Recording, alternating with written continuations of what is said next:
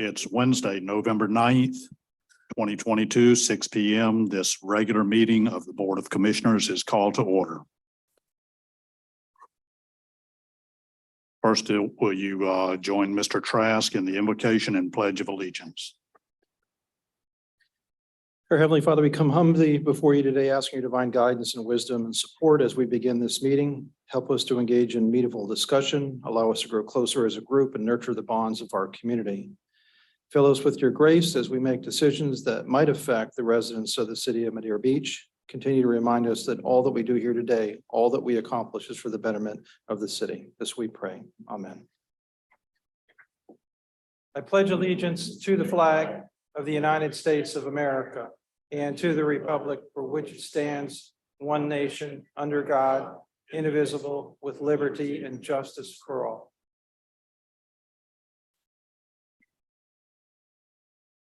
City Clerk, will you call the roll? Mayor Hendricks, Here. Vice Mayor Andrews. Here. Commissioner Taglerini, Here. Commissioner Kerr, Here. Commissioner Hudson, Here. all are present. Okay, first is approval of the agenda. And there's one thing I don't like to go over, and that is contracts and agreements, item 10B. I'd like to talk about it some tonight. I would prefer to defer a vote on this until a later meeting so we can have some more discussion on it.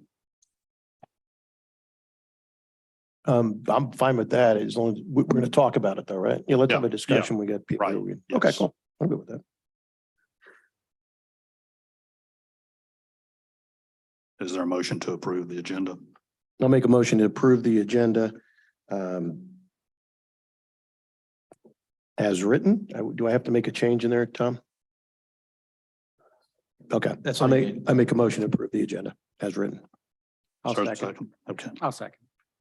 City Clerk, will you call the roll?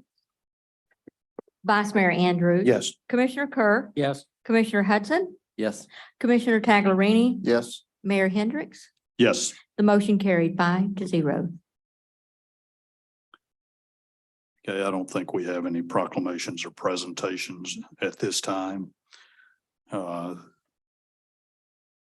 Next is public comment. If there's anyone that would like to make a public comment on anything that is not on tonight's agenda, please step to the podium, state your name, address. You have 3 minutes to speak. And again, that's for subjects that are not on tonight's agenda. Understood. Thank you, I sir. promise not to go over this time. Okay. Bill Julian, 407 South Bay Shore Drive.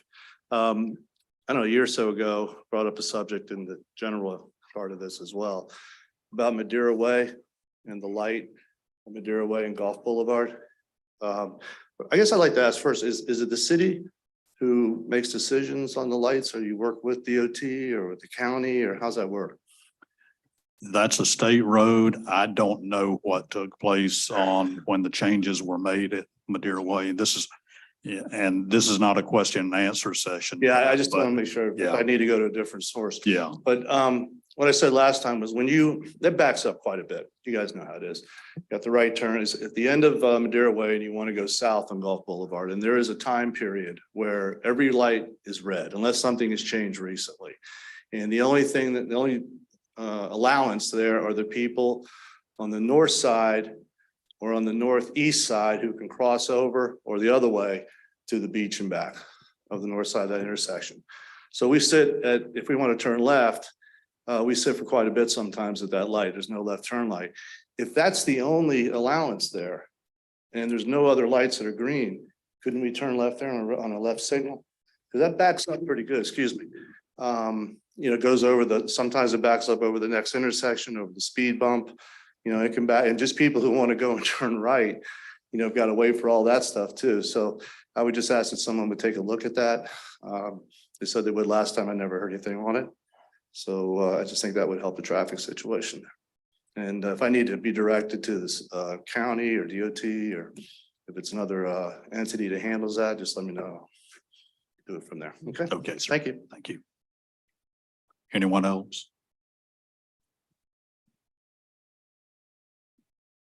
Ian Boyle with Waste Connections. I know our the recycling contract's coming at a later time, but myself and my colleague Bill, we have another commission meeting we have to go to at 7. So I was hoping maybe I could just speak for 30 seconds of public comment, if that's okay. I have no objections. Does anyone else? I'm fine with it. No, I think we're good. Yes, sir. Go ahead. Thank you. No, just wanted to take this time to thank the board, thank Madeira Beach staff for the last 12 years. We actually been the partner here for 12 years and we've enjoyed our time. We've enjoyed working for you guys and working for the residents. And we just wanted to take this time to thank you and also to let you know you're in good hands. We know the folks from Waste Pro, so I think you guys will be fine. The other thing I really would like to say is that, and Bill and I have talked about this before we came, one of the biggest things we're going to miss is working with Megan. She's been fantastic to work with. You got a really good staffer there. And that's it. Just really wanted to come up, let you know that we really thankful for the last 12 years and wish you guys, yourself and the new vendor, best of luck. Thank you. Thanks very much. Thanks. We've enjoyed working with you guys. Thanks a lot. Thank you. My name is Bill Cromwell. I'm the district manager. I just wanted to thank Meg for our relationship. It's been wonderful. And like me said, you guys are very lucky that you have someone like her on your staff. She's incredible. Like I said, you're in great hands with Waste Pro and Derek and his team. And I'm here to help him and Meg in this transition however we possibly can to make it very smooth. Thank you. Thank you all. Thanks very much. Hopefully that market will come back to where everybody can prosper a little more on what's going on. Thank you. Thank you.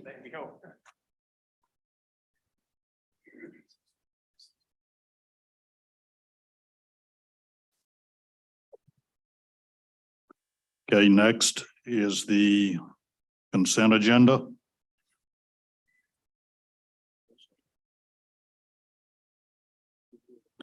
A is the minutes. Are we good on that? I'll make a motion to approve the consent agenda as written. A second. City Clerk, will you call the roll? Vice Mayor Andrews. Yes. Commissioner Taglerini. Yes. Commissioner Hudson, Yes. Commissioner Kerr, Yes. Mayor Hendricks. Yes. The motion carried 5-0. Next is public hearings. First is ordinance 2022-32, proposed amendment to the city charter, section 2.2, Board of Commissioners created, qualification, term of office, and vacancies, subparagraph B, qualification and terms of office, to provide that commission members shall have been qualified electors and resident of the city of Madeira Beach for 1 year immediately prior to their qualifying for election. First reading and public hearing. Mr. Trask. Thank you, Mayor. This is ordinance 2022-32, an ordinance of the city of Madeira Beach, Florida, submitting to the electors of the city of Madeira Beach a proposed amendment to City Charter Section 2.2, Board of Commissioners created, qualifications, term of office, and vacancies. Subparagraph B, qualifications and term of office, to provide that commission members shall have been qualified electors and resident of the city of Madeira Beach for 1 year immediately prior to their qualifying for election, and by providing for an effective date. That was the first reading of ordinance 2022-32 by title only. Thank you. Floor is open for discussion. Is there anything anyone else would like to go over on this? Just a question. Since we've passed this on one portion of the ordinances, but it hasn't been changed for this one, what are the rules for the upcoming election? So I think that what we need to do is that we need to be the most conservative and allow for the 2-year provision. And then once the other one passes, it'll pop down to 1 year. Because there is a conflict, I think that you need to give the most leeway. So when it comes to you and when it comes to the electors in March, hopefully it changes and it makes everything consistent. But until then, my advice to you would be to apply the 2-year provision. Okay, Okay, thanks. thank you. Okay. Anyone else? Is there any public comment on this? Is there a motion? I'll make a motion to pass ordinance 2022-32. Is there a second? A second. City Clerk, will you call the roll? Vice Mayor Andrews. Yes. Commissioner Hudson, Yes. Commissioner Taglerini, Yes. Commissioner Kerr, Yes. Mayor Hendricks. Yes. The motion carried 5-0. Next is ordinance 2022-33.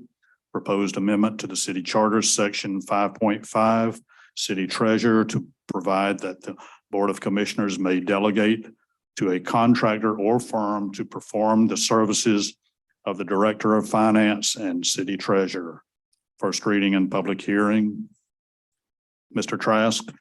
Thank you, Mayor. This is ordinance 2022-33, an ordinance of the city of Madeira Beach, Florida, submitting to the electors of the city of Madeira Beach a proposed amendment to city charter section 5.5, city treasurer, to provide that the Board of Commissioners may delegate to a contractor or firm to perform the services of Director of Finance and City Treasurer, and by providing for an effective date. That was the first reading of ordinance 2022-33 by title only. Okay. Is there any discussion about this? I think it's pretty clear. Yeah, just that this is one where the current ordinances and charter allows this, allows us to use a contractor for this. But now we're just trying to make it a little more clear to the public and everyone that it is an acceptable way of doing business. Seems like it's just more specific, more detailed so that it's clear. Yeah. Yes. Yes. Tom, I do have a question. If it were to fail, what would we do? We'd continue to do what we're doing now. Right. I just want to get that clear. Okay. Cause I mean, I'd love to get rid of the guy at the end of the dais. I mean, I just was kind of hoping we'd have an out, but maybe that won't work. All right. Is there any public comment on this? You'll have a motion on I ordinance. move we pass ordinance 2022-33. Is there a second? I'll second. City Clerk, will you call the roll? Commissioner Taglerini, Yes. Commissioner Kerr, Yes. Commissioner Hudson, Yes. Vice Mayor Andrews. Yes. Mayor Hendricks. Yes. The motion carried 5-0. Okay, next is unfinished business. Item A, special magistrate lien on common areas associated with 13704, 13706, 13708, and 13710 Gulf Boulevard, Madeira Beach, case number 2020.1116, Mitchell Beach Condo Association Incorporated. Mr. Trask. Thank you, Mayor. This is a follow-up to the discussion that we had at the work session at our last meeting.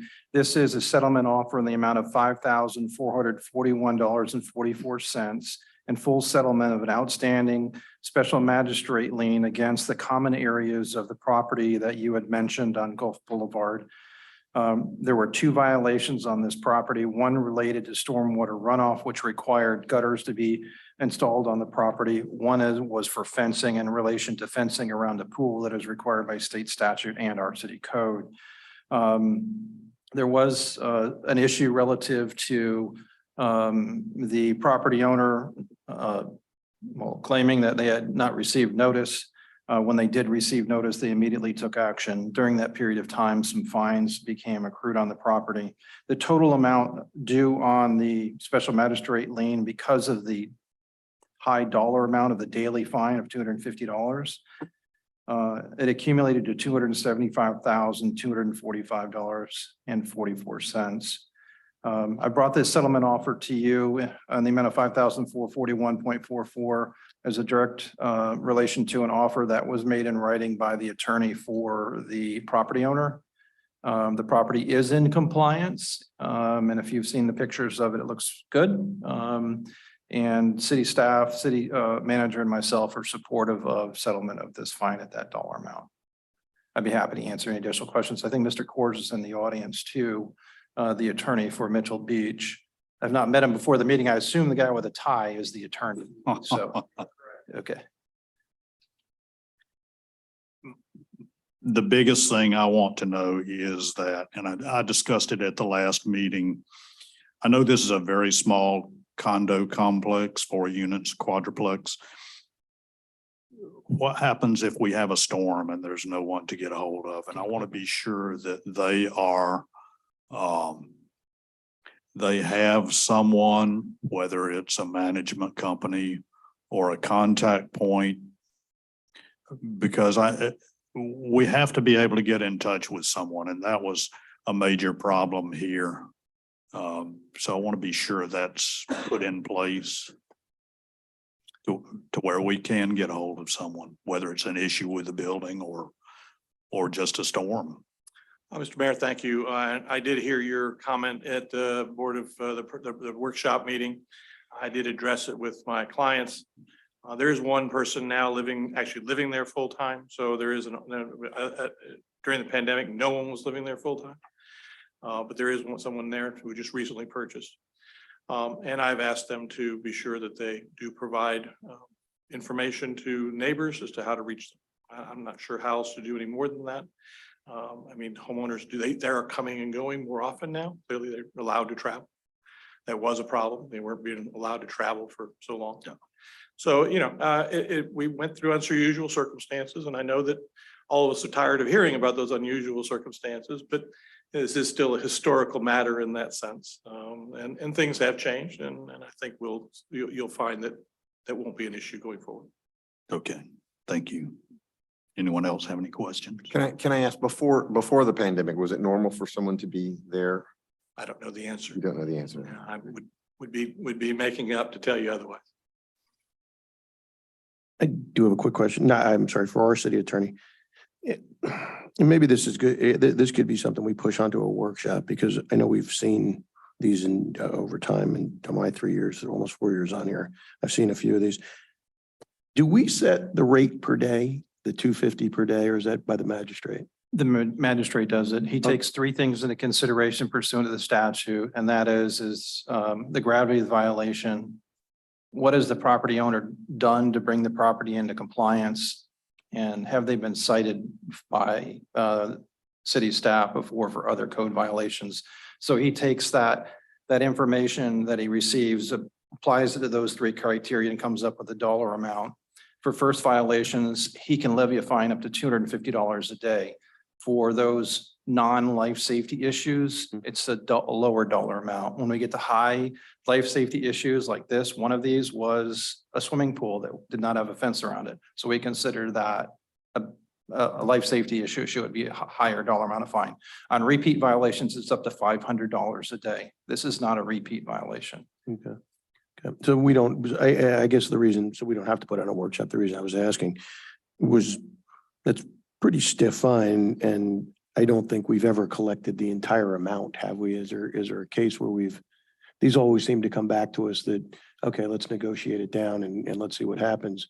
But if we don't set the rate, it really doesn't matter. It's irrelevant. It doesn't really matter what we're doing on. We do want to make it clear that most of the time we do make a recommendation to the special magistrate, and he takes that into consideration as well.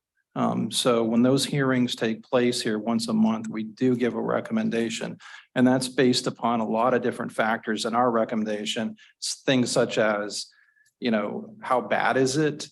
How cooperative the property owner has been with city staff, how much time that we've spent in trying to get compliance, and some other little factors. And that's how we make a recommendation, but the special magistrate doesn't have to include that. As for answering your question about have we ever got paid everything, I would assume that there are cases like that. When the number gets so high like this, it's really difficult to collect the full dollar amount, because people then decide it's not worth me paying the lien when the property isn't worth that much. And they sometimes just let it go into foreclosure.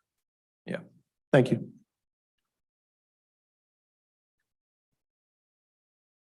Anyone else? Is there any public comment on this?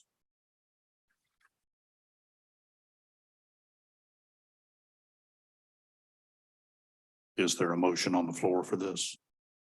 I'd like to make a motion that we approve the special or the offer on the Mitchell Beach Condo Association Incorporated for the special magistrate lien. Is there a second? Second. City Clerk, will you call the roll? Commissioner Hudson, Yes. Commissioner Taglerini, Yes. Commissioner Kerr, Yes. Vice Mayor Andrews, Yes. Mayor Hendricks. Yes. The motion carried 5-0.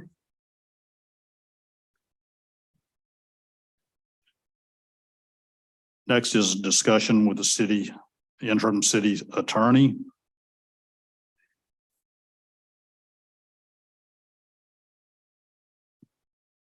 And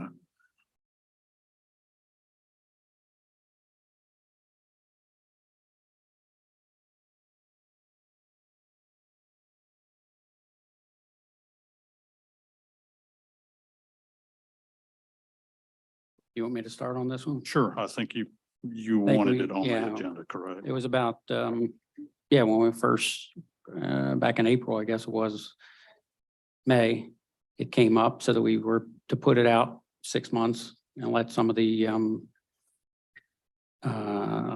get some time behind us, so, so Tom could finish or move forward in some of the work that he was working with commissioners that were on the board. But when I was first interviewed, that was one of the things that Mr. Trask asked, is to, the interim city attorney situation needs to not be an interim city attorney situation. It's been 2 years. If we're going to put out an RFP, we need to do that. We need to make this not interim any longer. And so I think we all talked about the RFP. An RFP was prepared quite a long time ago, but I don't think it was ever published. So it's not a question on how well or poorly Mr. Trask is doing. It has nothing to do with it. It has everything to do with the situation as it being interim. Fair enough. No, the only thing I would say at the moment, there is still pending litigation that Mr. Trask involved in, and actually, I guess just me and the mayor at this point. I'd probably like to see that come to a close first. It's not far off, hopefully. It should be soon, but probably should get that behind us before we press forward on that. I'm all for doing this. I really think that Tom's done a terrific job, and I'd love to keep him, but if everybody's up for an RFP, I'm fine with that. I would like to wait until after this, because if for some reason it doesn't go the right way, we don't want to have to recircle the wagons. And I would agree 100%, but I'm just, is that a 2-month thing or 2-year thing? I don't know. The court, I don't know how long this stuff. You haven't got sued enough on your board yet, right? Hopefully it's sooner than 2 years. I would hope so. Like to get it behind us, but Yeah. can we? Do you have any recommendation on a time frame? Am I allowed to talk about this, or? Well, I can jump in and tell There you. you go. There you go. There is a hearing coming up. I believe it's the first part of December. And so we should know a little bit more about the case then. Sometimes judges, once they hear and there's what they call cross motions for summary judgment. All the plaintiff has requested a motion for summary judgment, and all the defendants have asked for a motion for summary judgment. And so the judge is going to act on those motions one way or another. He may hopefully deny theirs and grant yours. But in either event, sometimes the judge takes these things under advisement, and they don't really give a response that particular day. It may be a week or so, or 10 days, or maybe a little bit longer, as he considers all the documentary evidence in making his decision. So I'm not really sure, even though the hearing is taking place in December, that's my recollection. It may be a couple of weeks after that before you actually get an answer. And then each side has 30 days in which to appeal the decision. And so the losing party, if they're not satisfied, can appeal it. And then once it's appealed, it'll be appealed to the Second District Court of Appeal. And that's about a 9-month to a 12-month process if that is done. Well, So I don't believe it would be fair to anyone to do anything prior to that, but I want to keep it top of mind. Sure. So can we put it on the February agenda again? Sure, I have no problem with that. Can we do that? Yeah. And probably it would be more fair also, since we've got an election coming up in March, to have the next commission And that's fine. Yeah. decide yeah. on this, if we do something. But at least if we bring it up in February, then an RFP can go out and decisions Sure. wouldn't be made until a new board Sure. is set anyway. Sure, So that'd be good. and hopefully we'll have a decision. All this will be ironed out Yeah. at that point. But, Okay. Can we ask that? and somewhere along in there, we probably should ask Mr. Trask some background on Trask and Dagow and the cities that they represent and how long they've been in business and the expertise they have, because this was one reason we went with them, is they're a full service law firm other than real estate, no, we have a real estate attorney. We don't do bankruptcy law. bankruptcy. Yeah. Okay. Yeah. So we're not hiring a city attorney and then going to XYZ to get other Right. people with areas of expertise. And that was one of the determining factors. So, I mean, it'd be great as, I don't know if you can or not, but as part of the RFP, we can actually have a discussion with any of the respondents. sure. Okay. So we will move this to the February workshop. Is that what you'd like to do? That'd be great. Okay, Thank you. great. Any public comment? Next is contracts and agreements. Item A, accept Waste Pro Incorporated bid and award contract for recycling, hauling, and processing services. Mr. Gomez, would you like to open this, Thank you, Mayor please? and Commission. And as we've discussed at the workshop, the process, we issued an RFP for weekly curbside residential and multifamily recycling. We received back 4 responses. 2 essentially did not meet the RFP requirements, so we were left with 2. We then brought those to you. The direction from the commission was to begin to obtain an agreement and proceed with Waste Pro Inc. What you have before you this evening is a 5-year agreement with 2 one-year optional renewals. The service will continue as it has, as a weekly curbside residential and commercial recycling collection.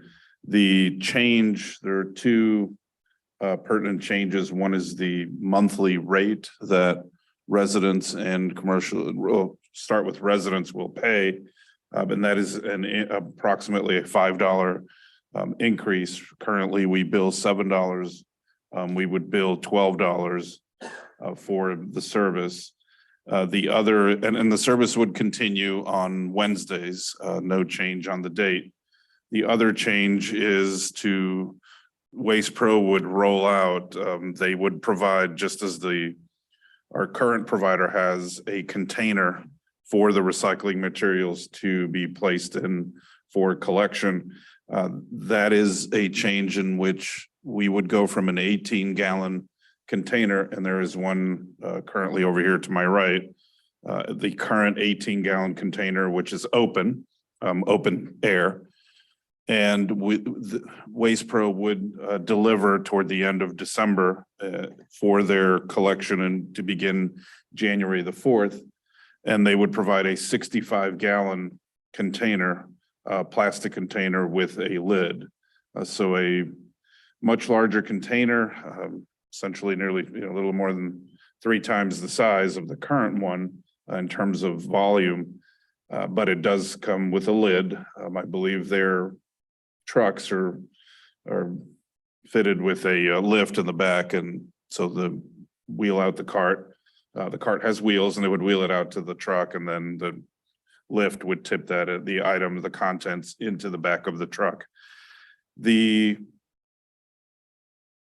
current provider, when they provided, their contract was about to conclude, their extension of the agreement only provided for a similar sized cart. So the RFP, the two valid responses included the similar sized cart. So in other words, we do not have an option to keep or retain the current 18-gallon cart. So that's the reason why there's one cart or one option, unless there's a different direction from the mayor and the commission to not proceed with recycling, which that was discussed at a workshop, and the direction was to, again, go out for the RFP and then proceed to enter into this agreement with Waste Pro.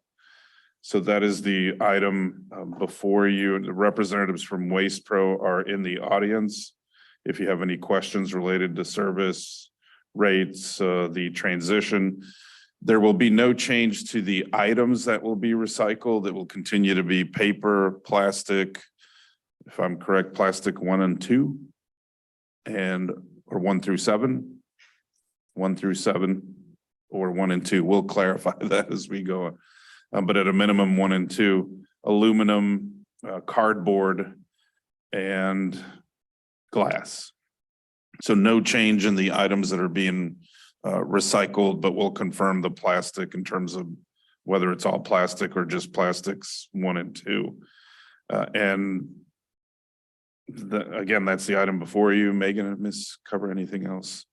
So again, we're here, be happy to answer any questions, as well as Waste Pro providers are in the audience if you have any questions for them. I have a couple of questions from the residents I'm in contact with. I guess the folks that were contacting me, many people don't have that 18-gallon anymore, including myself. I bought one like that, it's a nice one, you know. So my question is, will Waste Pro only pick up what's in that can? I'm going to let them answer that question. Hi, good evening. Hi. My name is Derek Hunt, Division Manager for Waste Pro.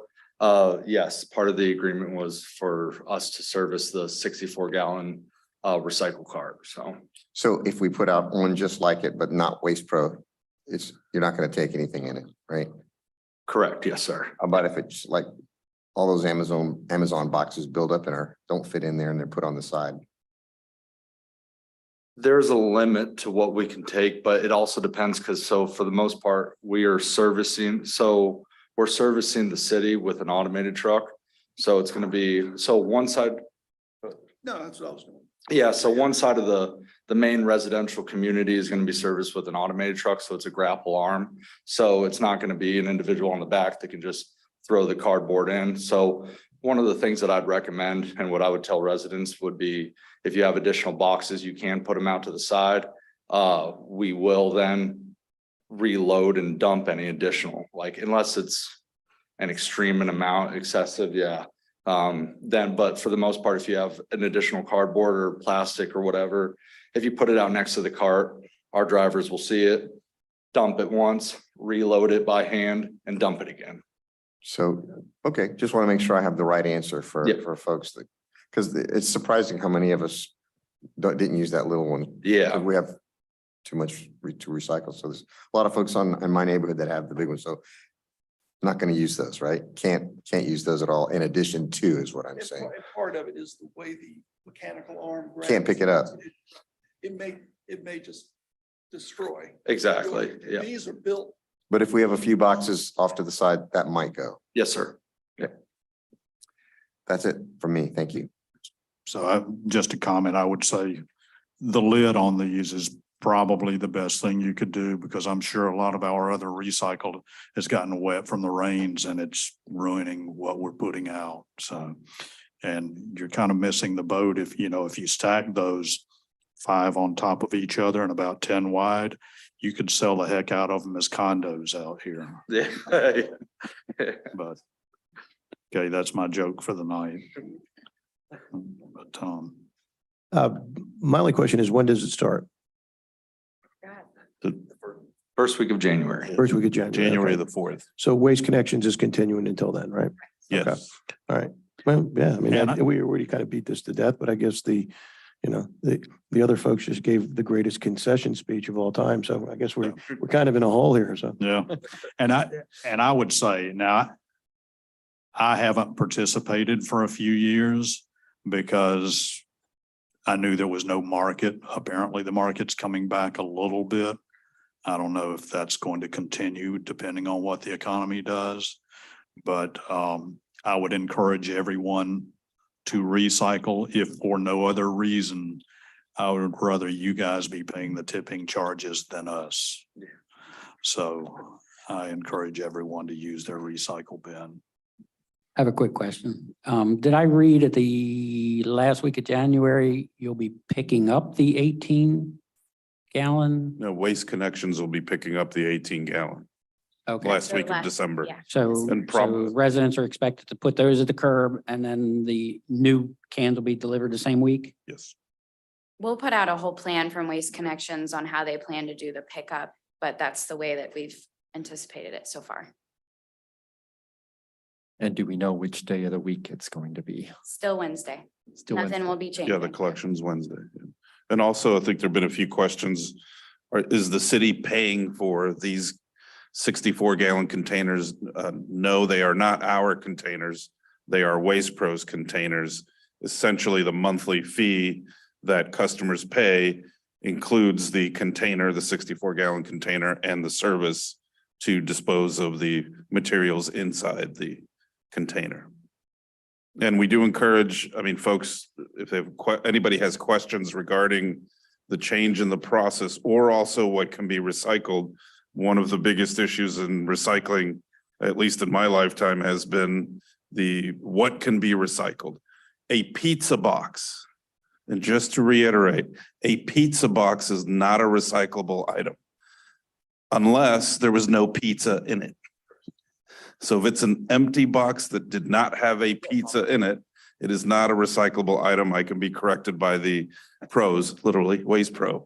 But if the top of a pizza box has nothing on it, did not touch the cheese, did not touch the meat, then it can be ripped off and recycled as cardboard, but pizza boxes. But the key is, and we will do everything possible in partnering obviously with our vendor to constantly remind folks what is and is not recyclable. And we will make some colorized and items, but the top of every single one of the lids has inscribed in the lid what is recycled. And so we do ask, and Mayor, thank you for your comment and encouraging people to recycle. We will encourage people to recycle, but to recycle properly, correctly. And if they have any questions, to let us know. Please do not put the recycled items inside a grocery bag. Grocery bags are not recyclable through this process. They can be recycled at a grocery store that has the containers where you can put all your grocery bags are traditional, not the brown paper ones. Those are recyclable as long as they don't have pizza or pizza juice in them. Yep. So, but it's important that all of our residents understand the process. It's good for the environment. It's something that obviously the legislative body, all of you want to do. And so it is now in our staff and our vendors to continue to inform, advocate, and educate all of our residents the proper ways to recycle. The serial number, will that be registered with each address? How's that work? At the beginning, the serial number is part of our vendor who we purchase our carts from. They also do the delivery and assembly. It's a good communication. What we'll do is get a listing and address listing, and they associate that serial number to each address where it's initially dropped at that point. So we have that on file at the beginning, but as time goes on, like where something is replaced or repaired or exchanged, it's good at the beginning just to ensure that every resident within the community does receive their card. Yeah, I'm just thinking, a bus drives over mine, so I take that over to my neighbors and grab his. How you gonna know? We're gonna pick up what, if it's a Waste Pro blue cart, we're picking it up at the curb. So, but yeah, if yours does to get destroyed, all you'd need to do is report it and we would come out and deliver it. So deliver a new one. Very good. Thank you. So if something goes wrong, we know who did it. Just out of curiosity, have you thought of stenciling instructions on the side of the container? So the most wear and tear is gonna be from the sides. So Because that, of- exactly. So it would just get destroyed over time. Okay, thank you. I have nothing else. Anyone else? Is there, how do we put the can or the container next to the street? You want a place where the arm can grab it, but if there's, depending on the slope of the driveway or the lawn, does that cause you problems? The slope, it depends on how steep, but for the most part, no, the arms have the ability, they can adjust the actual arm mechanism. And as well as they have that ability, where you run into issues is like placement, where if you're gonna take it and put it right up next to your mailbox, then that's an issue. That causes delays. Our drivers will get out, place a notice on it, service it, just to let the customer know, hey, next time, please give us at least 3 feet clearance. And that's our main thing, is spacing around. Like, don't put it up against a vehicle or anything like that. It just causes a little bit of a delay, and sometimes incidents do occur. So it just reduces safety, all that, reducing the driver from getting in and out of the vehicle, all that. So That's Thanks. the main thing, is having that 3-foot clearance. on each side. And then also just keeping it facing forward like it is, that way the arm just reach out. Mhm. and grab it. Okay, thank you. Thank you, sir. Is there any public comment on this?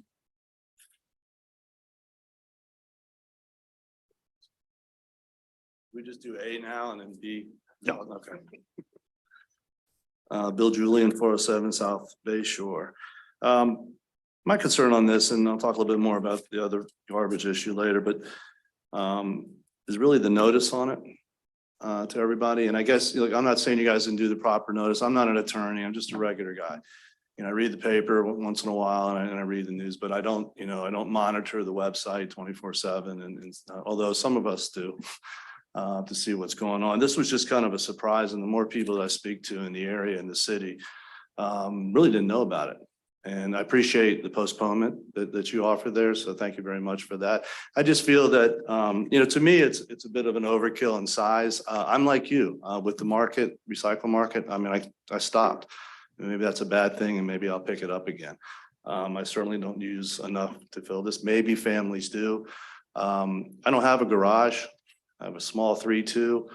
Sides are almost full of sheds and storage containers and whatever I can, to get in there. And so I really don't have the room for something so big. Can we opt out of it? I guess would be something. I know we're going to pay for it regardless, but I don't even know if I can fit it in my deal. So that's something I wanted to say about it. But again, and liability, does the contract include, I mean, if something does go, if it breaks, that's whether a resident does it, the truck does it, however it happens, does the quotation have that included? Have we budgeted for that, or have they budgeted for it? How are they going to decide who broke it? We're going to get into those arguments. Hey, the truck's picking it up and putting it down. Maybe that can break wheels. Maybe they don't break. I don't know. But, this along, and again, I won't get into B, but I'd just like to see some studies on some of this stuff. We're raising prices on people. It's an inflation market right now, or an economy right now. So, and I just think the notice, maybe it's the greatest thing out there, and maybe this is what we really need to do here. Again, like to see if we have the option to opt out if we want to. And again, just get some more information out to people, because everybody that I've spoken to, be it in person or on email or what have you, was unaware of this, unless they read it in the paper, which is where I saw it. So I think also things like this, it'd be a good idea. Again, you might get proper notice as far as what the county or the state regulates, or whatever the term is. But again, we don't monitor the website. And I think something like this that affects every citizen or every household in the city, financially, logistically, physically, possibly. I just think that's something we should make sure that everybody is aware of, one way or the other. So I'd just like to see that happen. And I think that's all I got on the recycling. So thank you. Thank you. Mhm. Anyone else?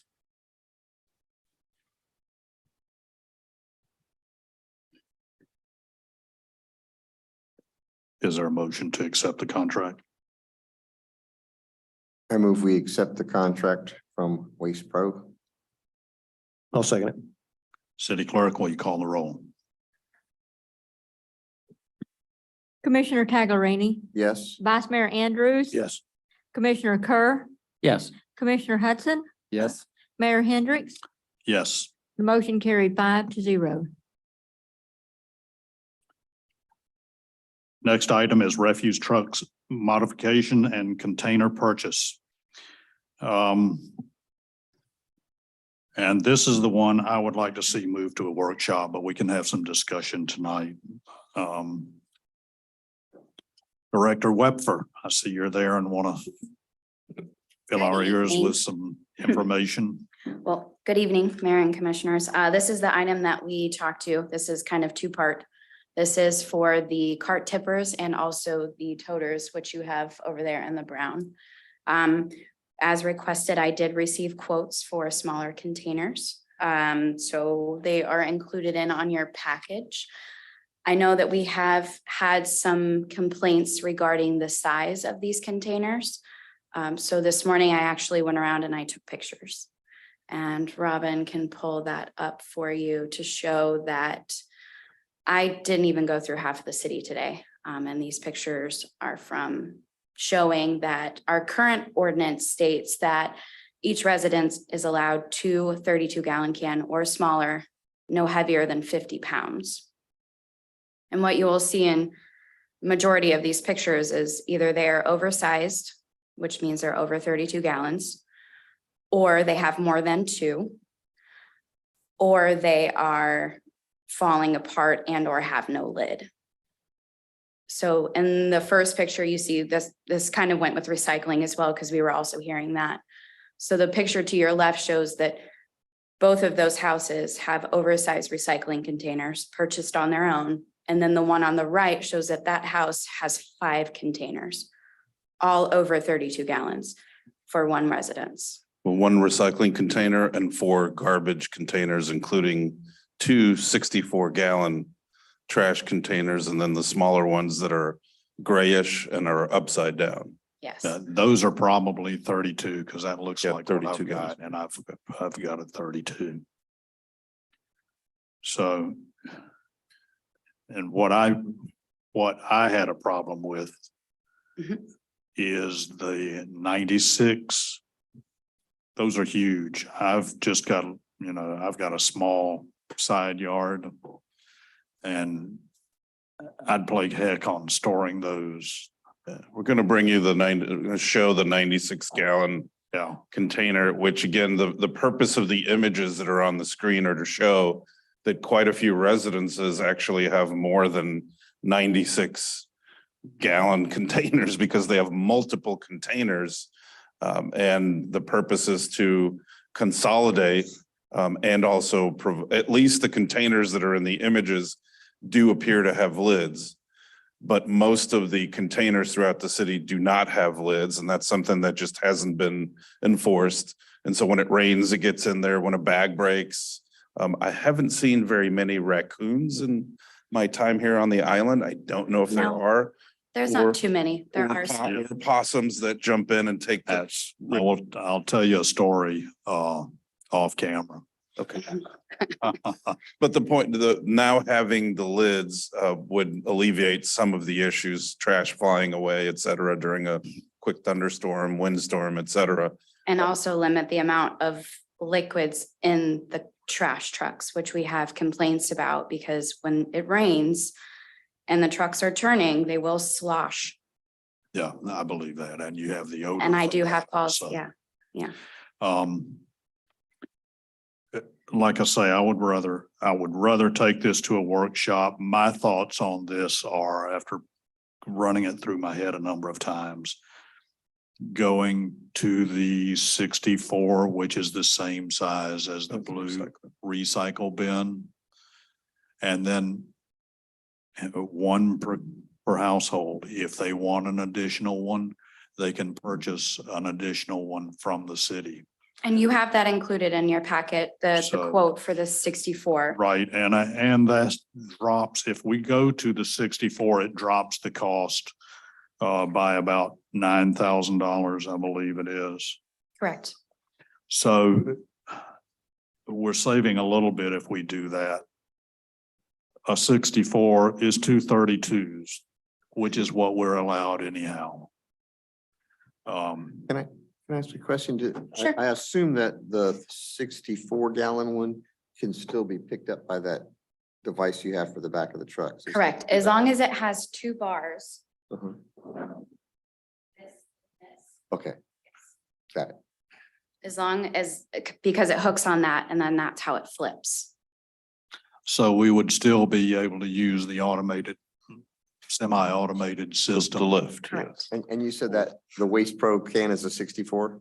Yes. Yes. So that's what you're, okay. And then you'd have 2 cans that are the same size that you may have a little bit easier storage. That's a Yeah, 64. and they come twice a week for this one, Correct. for the For the solid waste. Yeah. solid waste, right? And you're pretty much taking up the same footprint as the other garbage cans. Yeah, this is the show and tell portion of the meeting. I placed the 32-gallon and approximately a 20 to 24 next to each other. And as was just stated, the footprint is very similar to the 96. It's close. It is bigger than the 64-gallon footprint. The difference visually, what you have in front of you is the 64 and the 96 are taller than these 32 and approximately 20 or 22-gallon. There's a variety as you drive throughout the city, and Megan has driven it a lot more than I have, but there are a considerably a number of multiple open trash cans throughout the city. So again, yeah, you can see some up on the screen with the images that were taken earlier today. This is why we're proposing this. Of course, we will take the direction that the mayor and the commission provide. But we're one of the few cities that does not have something like this, which is fine. But we do deal with leaching of the garbage can, and that adds to the smell. Also, if you walk by certain streets in the morning, you can smell the trash because it doesn't have a lid when people are using the open containers. When I moved into where I live, it's a 4-unit building. There were 7 trash cans. I actually brought the smallest one. There are 5 32-gallon and the little one in front of you. And they would actually leave them in front all the time. They were never stored anywhere and they were open. And when I would leave in the morning, you could smell the trash depending on what was in there. And occasionally the bags rip. Believe it or not, there are quite a few people that don't tie their bags. It happens, walk around, drive around, you'll see, because there are a lot of open containers, you will see unclosed bags. As they get moved, or if our employee picks them up and moves it, if a bag moves, slides and it falls on the ground, now we have the mess of the trash. Doesn't happen that often, but it does happen. So we're trying to make it cleaner, healthier, less of a smell. That's the purpose of this. However you would like to proceed with a 64, I think definitely works. 48, you also have in your packet a 48-gallon container, which is probably too small. Well, not too small if it's one person. So where I live and I'm by myself now, 48-gallon is probably too big. But either way, the 64s would be something that we could definitely work with. I've got just a couple of questions. Well, I kind of did a list here because I spoke to a lot of people at the store, and Bill and I have had some email exchanges and stuff online. And I kind of did a pros and cons list, and the biggest cons that I got from people that were talking about it. And Bill, if it would, when it goes to public comment, you can add to this. But the cons that I got were the initial cost, the setup costs, which were 160,000. Less than. Okay, somewhere in that general vicinity. And the size was the other thing. Those are the 2 biggest cons that I heard. the pros, and, you know, and again, I, not that I'm just taking Megan's recommendation on this, but, I've gone around the city as well, and I, you know, obviously I worked here at one point, so I kind of know what we're up against.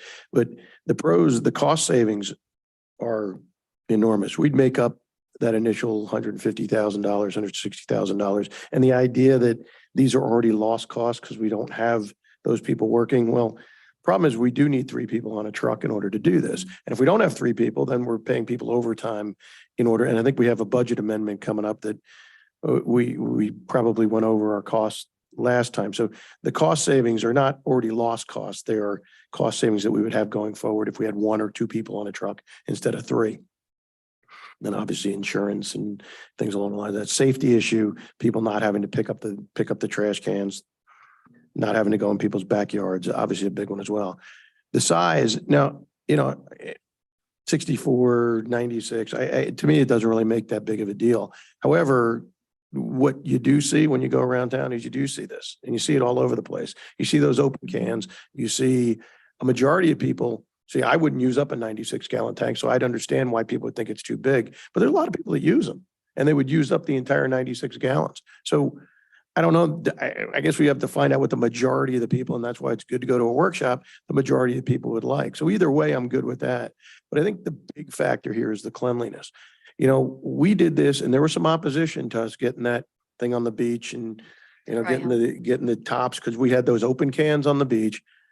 Every day, the birds would fly in, grab the trash and throw it all over the beach. Once we went to those cans, our beaches are spotless. And I watch those guys. I'll walk on the beach in the mornings and I'll watch those guys do it with one guy on the truck in about a third of the time that they did it before. So we're saving, again, the cost savings, while maybe not upfront right away, they will materialize over time. And this is going to be, and honestly, we go to kind of the wave of the future. Again, I know that the cities to the south of us use the automatic lift. We're a little, you know, behind the times on it. And I think it is time to start moving that way, and the cost savings will be there. 5th one was uniformity. Again, it's tougher for our garbage men to figure that out. And as great as they are, trust me, they don't want to pick up boxes on the side, open bags that a dog has gotten into. They don't want to do that. And the other one, I just picked this up from Robin on the last one, the smell of these things smell. Okay. Bottom line is they smell, and these guys have to bleach them out and clean them out. So, I do understand Bill's comment about a lot of people didn't know about it, but that's but every decision we make affects all the residents, right? So we only have one way to properly advertise things. So if people don't know about it, I'm not really sure what we're being asked to do in order to notify everybody about it. I think it's really a kind gesture to what we're doing right now and pushing it to a workshop so more people can respond to it. But we do this every week. We have issues that affect all the residents every week, and we have to make decisions on it. That's why we're elected. So while I think it's a good idea we do this, if we get in the habit of doing this, we're never going to make a decision on anything. Okay, so thanks, guys. Yep. Agreed. And just out of curiosity, Megan, have we had any workman's comp claims on the guys on the trucks? We've been very, very close. We have let dogs out. We have had guys almost get bit by dogs. And not even to mention just about the dog part, but what happens is when the guys go behind fences and gates, believe me not, we have thrown away things because they've been either stored in garbage cans or they've been stored next to garbage cans. And the guys think they're trash. They throw them away. We've thrown away lawn furniture. We've thrown away T-tops to an old Corvette. We have thrown away memorable materials because they were stored next to the garbage can. So if it's at the curb, there is zero question if it is garbage or not. Well, I agree. I think it's time for that service to die. It will save us on overtime. Yeah, man. Other than the people that really need us to get their stuff. And I just need them to contact me and we will make, but there will be certain stipulations with that. Yeah, I understand that. But other than that, they're going to have to take it to the curb. I mean, I've always taken mine to the curb because I could, you know. Mm-hmm. So, does anyone else have anything else on this? I'd like to see us take it to the workshop. if you will, think over going to the my thoughts are going to the 64, which is 2 32s, which is what people are allowed right now. So It's what they are allowed, but it's, I know, I mean, but you know, sometimes it takes tough love and say, I do. sorry, you got too much stuff here. If we empty it, you're going to get an additional charge on it. But, and I would have no problem with them, you know, purchasing a second one if they purchase it, because if we're furnishing one. Just to be clear, currently we're allowed 64? Is that what you're saying? currently we are allowed 2 32-gallon can per household is what our ordinance states. No larger than 50 pounds, no heavier than 50 pounds. Okay. And I think maybe 15% of our city is in, oh yeah, those are all pictures. Is that the middle one that's one house?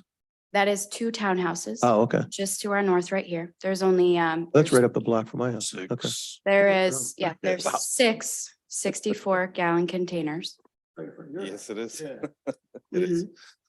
We weren't even invited to the party. And these pictures were taken today, and today is not a garbage pickup day. Yeah.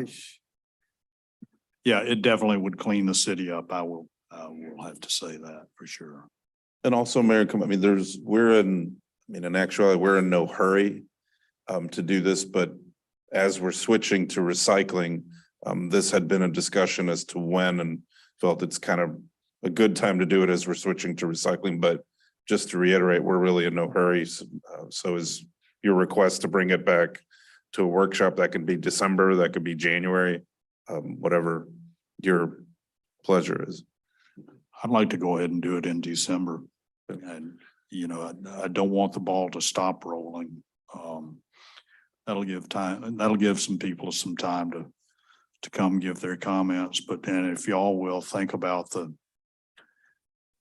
64-gallon container, that this thing, I mean, those are penthouse condos there, the 96s. They're very nice They are nice, but I could, and they hold up very well. yeah, I'm sure. Well, now the 64s are from this same company. It would so be the that'll same be company. Basically The the only, same, just yeah, a the little only smaller. reason why we were going 96 is because it's what we currently have Yeah. on the beach. Same. So parts are interchangeable.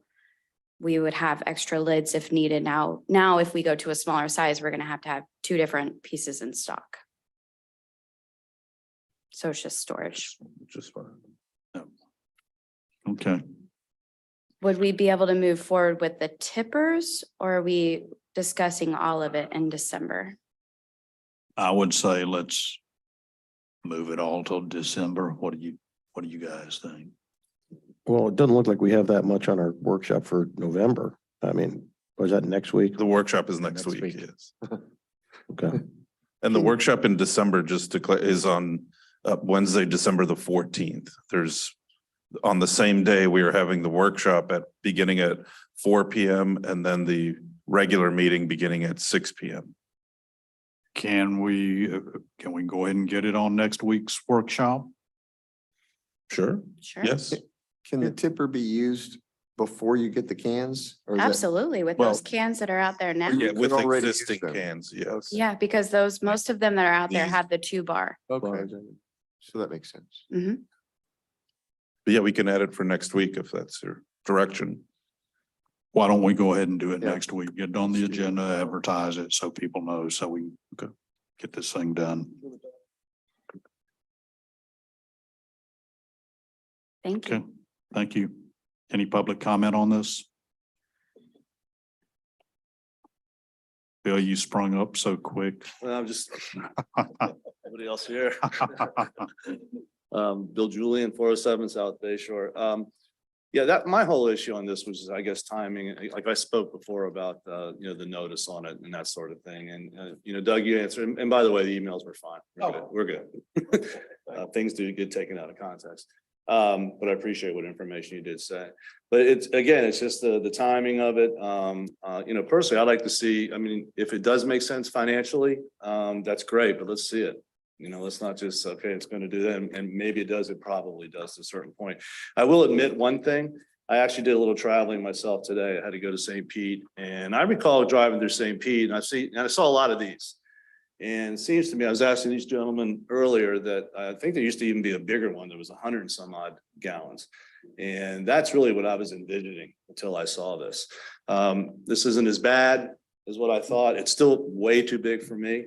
I'd be fine with the 64. I wouldn't even fill up half that thing, especially twice a week. So, but can we go, does it have to be one size? I guess from a purchasing standpoint, maybe that's the way to go. I don't know. Or maybe you can offer two different sizes if you're going to be stocking both of them anyways. And having to maintain both of them. People need 96, they can get a 96. They got a serial number on it. They're going to do all that stuff too. I don't know. But just something to think about. As far as, putting out how to get the message out, Doug, I would mail, still there. And, again, we don't, monitor the website or what have you 24/7. We have lives. And, so maybe a mailing could go out. I know you guys were going to do things, stickers and stuff like that on the cans, and that's good too. But, mail is mail. Everybody gets their mail. I'm not going to say certified or anything along those lines, but again, I just like to see cost analysis before, people's tax money gets spent and make sure that it is going to be a benefit. And quite honestly, I can't believe I'm saying it, but if it came down to the 96s, I can deal with that. It's smaller than what I thought it was, but my preference would be the 64 because this is mammoth. It really is. I think that's again, I get back to repairs and maintenance and things along those lines. Is that budgeted, in the less than 160? Is that all there? That sort of thing.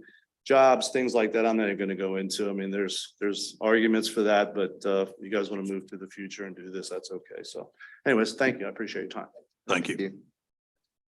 Mayor and Commission, just to add a little bit, our sanitation, which includes the trash collection and the recycling, is an enterprise fund. So all of its revenue pays for its expenditures,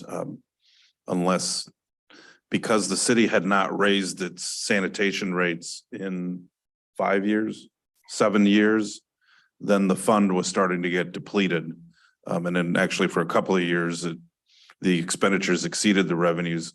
That has been corrected this past year with last year's rate increase. So I think my time is up.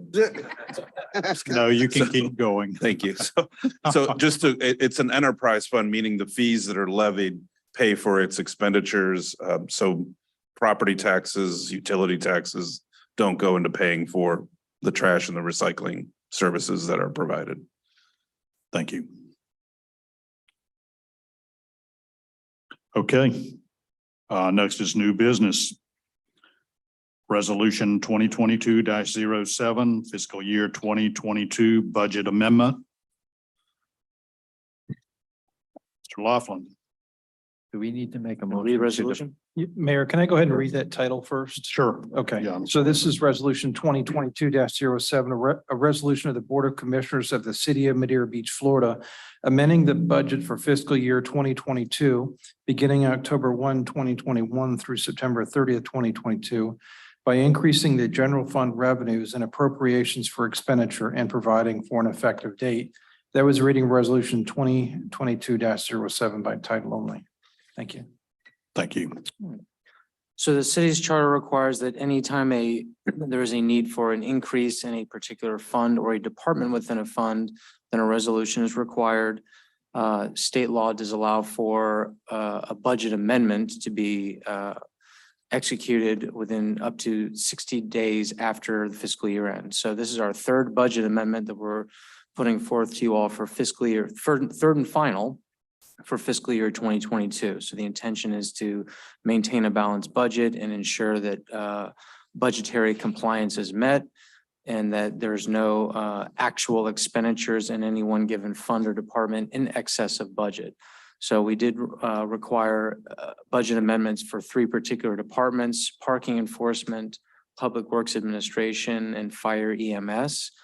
Great news in all of this is that I do, in the budget amendment exhibit, I do show the expenditures by department, original final budget compared to actual, as well as revenues. And you'll see in revenues, we're actually well ahead of budget and particularly in the general fund, in particular areas like in parking revenues, we killed it. Taxes and taxes and special assessments also had very strong favorable results from actual to budget. So in these budget amendments, we're not pulling reserves in order to fund these. We did have excess of revenues, particularly in the general fund that funds these over expenditures. And the reasons are also laid out in Exhibit A. So within the parking enforcement department within the general fund, this was some additional repair and maintenance on parking pay station meters because they got a lot of usage, which is great, as well as the credit card fees associated with parking fee transactions, just based on the greater volume than we anticipated in the budgeting process. And in the Public Works admin, we had a lead mechanic. We were budgeted for 50%. That individual was working more than that time that we had budgeted during the FY22 budgeting process, just due to more repair and maintenance needs on the city equipment and vehicles that he was working on. Then we also had an emergency repair on a bucket truck that was needed in FY22. We didn't budget for that because it was a newer vehicle. So those expenses were not anticipated in Public Works admin. And then finally in Fire EMS, these are just a personnel salary related amendment because the estimates for the firefighter personnel pay rates didn't capture the final pay rates for those employees from the resulting from union negotiations, because we had finalized the budget for FY22. Those union negotiations were still in progress. So those are the three amendments we have. So this will be the final budget amendment for FY22, and it'll help ensure we maintain a balanced budget and we don't have any over expenditures in an actual compared to budget for any one given fund or department. So if you have any questions on any of this, I'll gladly take them, but recommend passing this third and final budget amendment resolution for FY22. Okay, so this does not affect the overtime that we paid for the firefighters to go down for Hurricane Ian relief, because that was after the budget. The budget was closed out, so that's not in here at all. Right. So to the extent that that time was incurred in FY22, our overtime budget actually was within reasonable limits. So if we look at that overall for the fire department, so if we make this amendment just for additional salaries and wages and FRS benefits, we'll be okay in the fire department. But that amount is actually in the current year, not in fiscal Yeah, that's 22. what I was saying. That The- was yeah, the fire 23. deployment Well, when was Ian? Was began that in- October 1st. So Okay, so that will be. started in the current fiscal year, and this amendment's for the Right. fiscal year that just ended September Yes. 30th. Ian And was I beginning of think October, yeah. I think we can be reimbursed by Yes. FEMA Yep. on that Yes. overtime. Yep. And to the extent that an amendment would be necessary in FY23, we'll look at that. Right.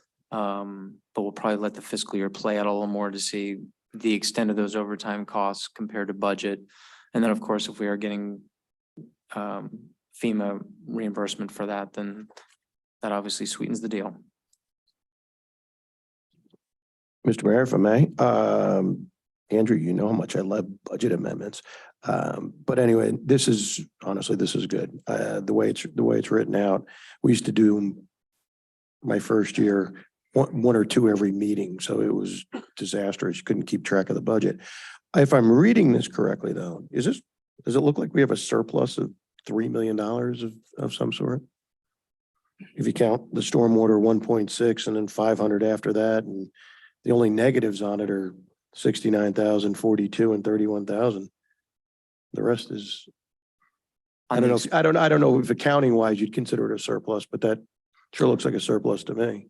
Well, we're under expended. If you want to assess whether we have a surplus or deficit overall, you look at revenues as well, but And that money it's not really a surplus. The money just sits in the general fund. It's already been allotted to that, and it's. that's right. As Okay. a result of the operations in the general fund, any excess of revenues over expenditures would just increase our fund balance That's pretty good. next year. Thank you. Anyone else? Is there any public comment on this? I'd like to make a motion to approve resolution 2022-07. Second. City Clerk, will you call the roll? Vice Mayor Andrews. Yes. Commissioner Taglerini, Yes. Commissioner Hudson, Yes. Commissioner Kerr, Yes. Mayor Hendricks. Yes. The motion carried 5-0. Next is staff reports. First is city manager's report. Thank you, Mr. Mayor and Mayor and Commission. You received this report via an email. It's up on the screens. Apologize we didn't get it in the original packet due to, we released that last Thursday and we were still waiting for some data, but just to give you some of the highlights, as we just discussed, we did send down 4 fire personnel down to aid in the recovery. We will be having a recognition for them at next week, Chief, at the November 16th workshop. But you see, we sent the 4 personnel, including Engine 25, if I'm listing it correctly, and we appreciate what they did, and certainly we continue with the hurricane support and people dropping off. So we want to thank everybody that's dropped off supplies that have been sent down south, and there's still ways for people, we're still collecting supplies, but ways that people can still help through Red Cross or through the Volunteer Florida to provide contributions. And so as we're dealing with this evening into tomorrow, there's a tropical storm. Well, now it's a hurricane. It was upgraded to a Category 1 Hurricane Nicole as it's hitting the East Coast, and it's supposed to be moving in our direction. So we do encourage folks to avoid going out tomorrow if you need to go out at all. And we will be closing our city tomorrow. Only myself and I think Ms. Wepfer will be monitoring, and then we'll bring back staff on Friday to do any damage assessment and to get the city back, particularly the trash toters out on the sand. So just keep monitoring what's happening overnight and into tomorrow. Again, we had the cleanups. A lot in this report included what we discussed, the recycling, the schedule. We also included just some helpful tips and, as I called it, environmental stewardship to try to lessen the amount of trash that ends up out, although it can be recycled, is folks to look to utilize electronic receipts. There are quite a few businesses that give you the option, do you want a receipt or not, or you can sign up to receive the information. Both of our grocery stores do that, so you get an image of your actual purchases directly in your phone or your mobile device. So good to do. We encourage people to sign up to receive our emails, all of our updates, which include our agendas for the meetings, as well as upcoming events and activities. City, we continued obviously providing the daily services that we provide. Lots of, including a lot of special events that are coming up, including our boat parade, the Veterans Boat Parade that is this Saturday, and then numerous events throughout December. Also highlighted our Gulf Beaches Library. I think a lot of people tend to forget that there is a library out here, and it's serviced and essentially paid for by the 3 Reddingtons, us, and the city of Treasure Island. They also have a lot of online materials and different services. You can, I don't know how many people may be aware, but you can check out a museum pass to go to about 7 or 8 different museums in the area.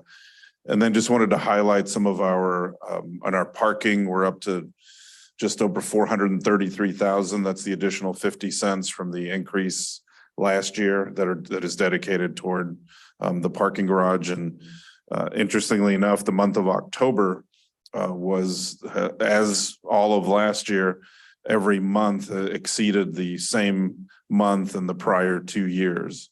So as was stated earlier, our parking revenues continue to do extremely well. We just had the election yesterday, thanks to the clerk for all the coordination, and she'll give an update on the 2 charter amendments that were on yesterday's ballot, but a information on that is that they both did pass. So we will have that information at the next week at the workshop.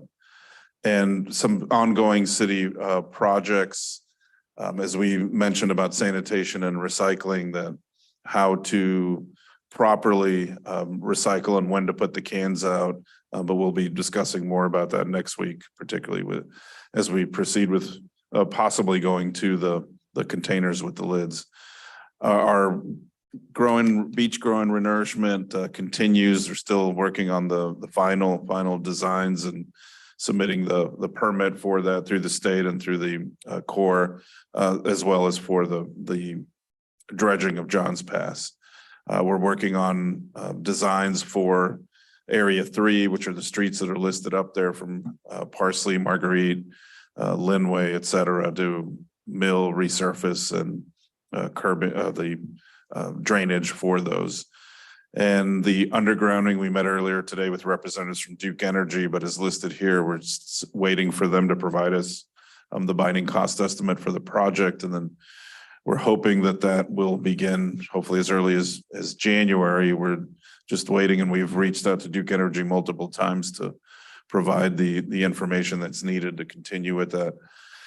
Also, one that I haven't mentioned very much is the bridge. The Florida Department of Transportation has been making improvements, from replacing lighting to painting to various just regular maintenance on the bridge between us and Treasure Island over Johns Pass. And also along the side of the bridge, various drainage improvements to alleviate some of the flooding that was occurring up on Gulf Boulevard, because the drains would clog as they would drain out onto the pass underneath the bridge. And also, we don't have a start date yet. We've reached out to FDOT, but they haven't provided a start date to repair what appears to be a water or spring leak on Gulf Boulevard near where the old car wash is located. So that should be happening hopefully sooner rather than later. We just don't have a start date from them yet. And as I mentioned earlier, lots of events coming up from our normal first Saturday of the month cleanups. We've had a few softball tournaments. There's another one in a couple of weeks. The final Fridays at Johns Pass will occur in November and December, and a couple of various fishing tournaments. In December, though, we do have our Christmas tree lighting. We have our Festival of Lights boat parade and market, and then one, I don't know if it's a repeat event, the Johns Pass Ugly Sweater pub crawl on December the 16th. So just upcoming events to add. Thanks obviously to the fire department for their participation in holding the 5K on the 23rd of October. And we'll continue just providing updates as we go through the year, and all the nice events, including on January the 13th to the 15th is the annual seafood festival at Johns Pass. So I'd be happy to answer any questions you may have. I'm good. That's a full agenda. Thank you. Anyone else?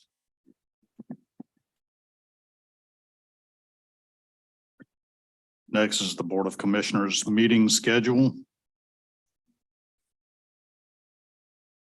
While we're on this, keep in mind the Big C meetings are the last Wednesday of every month at 9 a.m. If anyone wants to attend, they're more than welcome.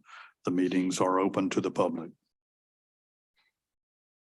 And Mayor and Commission, really, we have this item, the calendar, to see if there are any changes at this time or any comments related, but it's pretty much the same, very similar to the current year's meeting schedule, the workshops, the regular meetings. It includes listing when we have city holidays or when we've moved meetings. It also includes the qualifying period. Is that listed up here? Yes, for our city elections, which are the qualifying period is next month for the March election, and then it's listed here for the following year as well. But so if there's any suggested or requested changes, I mean, that would be a good time to to make them or to propose them, and we can certainly bring this back.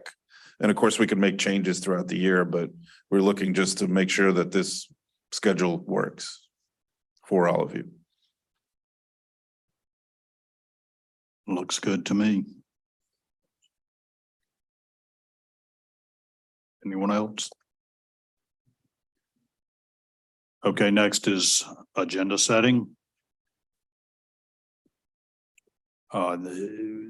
We do want to move that refuse truck modifications and container purchase over to the workshop for next week.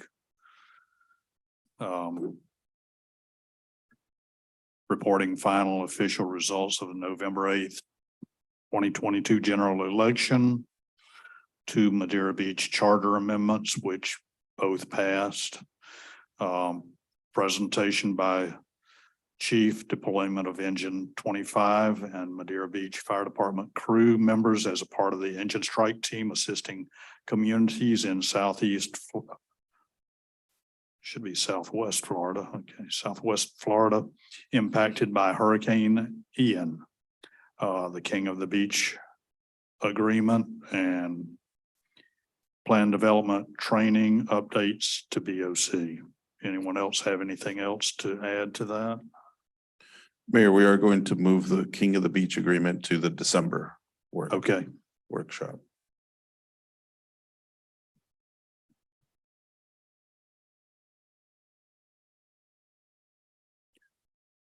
And we do have one other discussion regarding a complaint and whistleblower ordinance that came from the Civil Service Commission. Their discussions over our personnel manual, and they specifically relate to grievances filed by employees directly to the city manager, and so how that process would work. So that'll be a discussion at the November 16th workshop. And it's to this point, I don't believe any grievances have been filed against the current city manager, just to clarify, but Mr. Trask's email did open up with grievance to the city manager. So the subject, so it kind of caught me by attention right away. Thanks, Tom. Sorry about that, Robin. Took me a second to figure out what the item was about. I think it may be about your legs when you're wearing shorts, Rob. Sorry, I couldn't resist. Okay. I guess that's it on the agenda then. Next is reports and correspondence, Board of Commissioners. Commissioner Taglerini. Nothing from me, thank you. Commissioner Kerr. I don't have anything. I'm good, sir. Nothing from me. Okay. I don't have anything other than hopefully we can keep collecting supplies to go to Southwest Florida.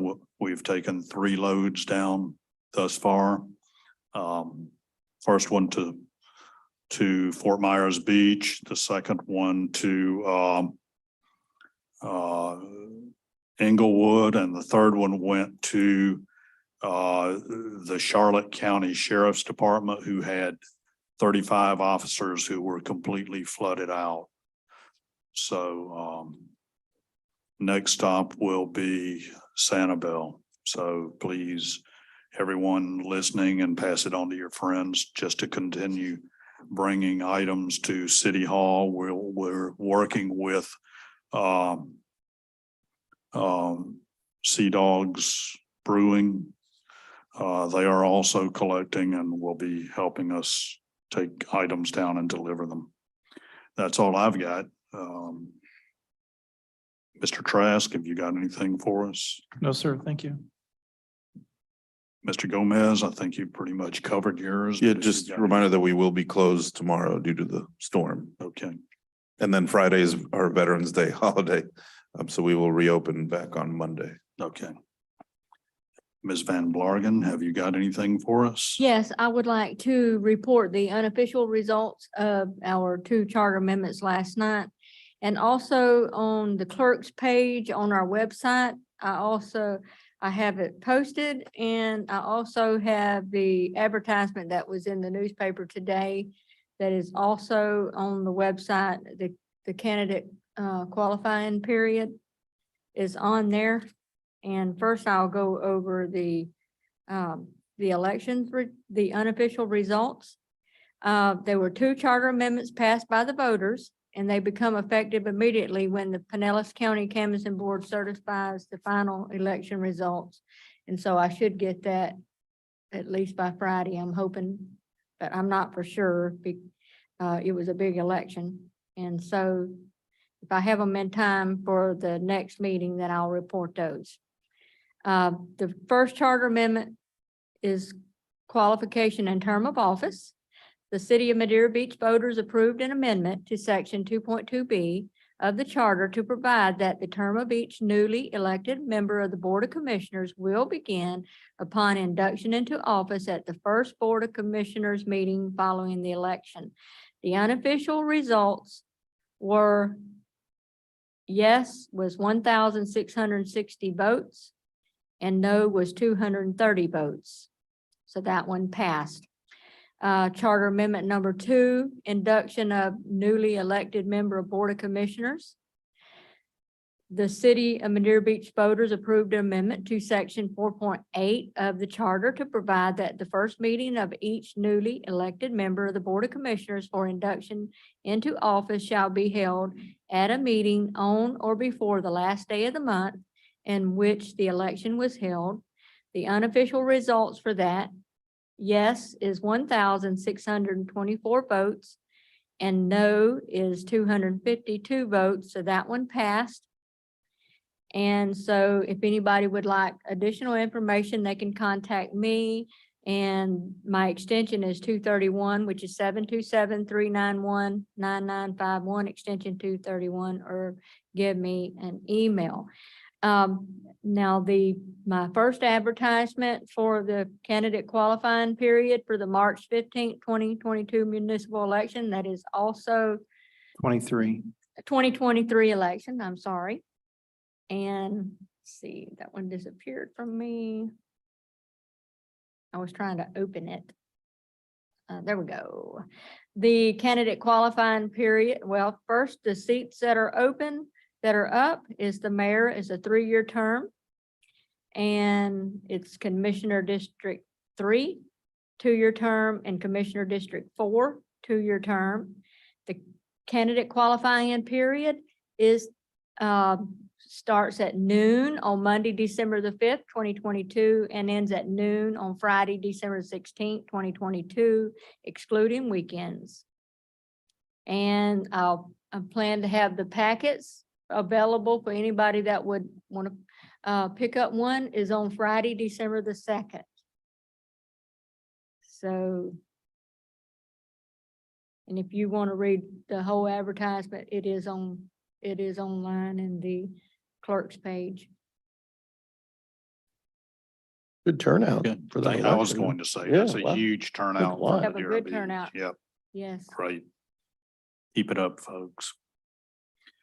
Okay, is that it? Okay, with that, having no more business, this meeting is adjourned at 7:33 p.m.